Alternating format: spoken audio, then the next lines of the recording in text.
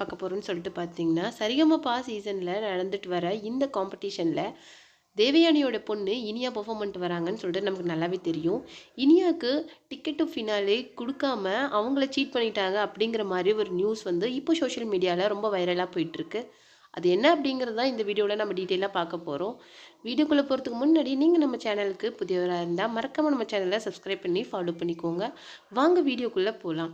Sa Re Ga Ma Pa season வந்து G தமிழில் ஒளிபரப்பாயிட்டு வருது. அதில் வந்து தேவயானியோட பொண்ணு இனியா பெர்ஃபார்ம் பண்ணிக்கிட்டு வராங்க. இப்போ அவங்க என்ன சீசனில் என்ன போயிட்டுருக்குன்னு சொல்லிட்டு பார்த்தீங்கன்னா, டிக்கெட் டு ஃபைனலே டாஸ்க் வந்து போயிட்டுருக்கு. இதில் வந்து பவித்ரா, செந்தமிழன், சிவாங்கி எல்லாருமே நல்லா பெர்ஃபார்ம் பண்ணிட்டு வராங்க. இப்படி பெர்ஃபார்ம் பண்ணிட்டு வரும்போது 4 பேரை நிற்க வச்சு அவங்களுக்கு வந்து கோல்டன் டிக்கெட் கொடுக்கும்போது அந்த இதில் வந்து இனியா கிடையாது. ஸோ அப்போ அவங்க நல்லா பெர்ஃபார்ம் பண்ணலை அப்படிங்கிற மாதிரி சொல்லியிருந்தாங்க.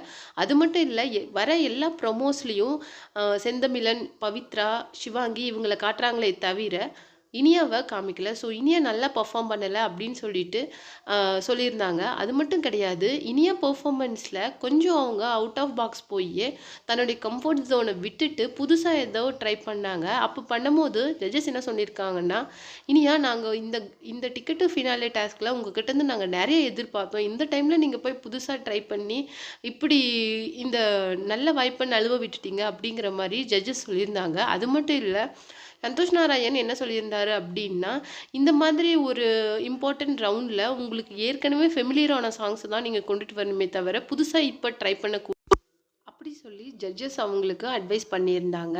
இனியா ஃபினாலேக்கு போகாதது உங்களுக்கு எப்படி இருக்குது அப்படின்னு சொல்லிட்டு மறக்காமல் நம்ம கமெண்ட் பாக்ஸில் கமெண்ட் பண்ணுங்கள். அது மட்டும் இல்லாமல் பவித்ரா ஃபினாலே போகிறது யார் யாருக்கெல்லாம் பிடிச்சிருக்கு, யார் யாரெல்லாம் பவித்ராவுக்கு சப்போர்ட் பண்ணுறீங்க அப்படின்னு சொல்லிட்டு மறக்காமல் நம்ம கமெண்ட் பாக்ஸில் கமெண்ட் பண்ணுங்கள்.